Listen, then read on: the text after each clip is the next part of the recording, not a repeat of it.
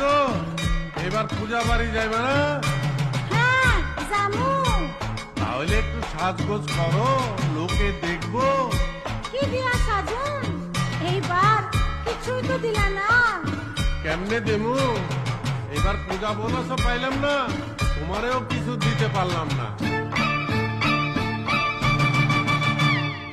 চাই না আমার রেশমি চুড়ি, চাই না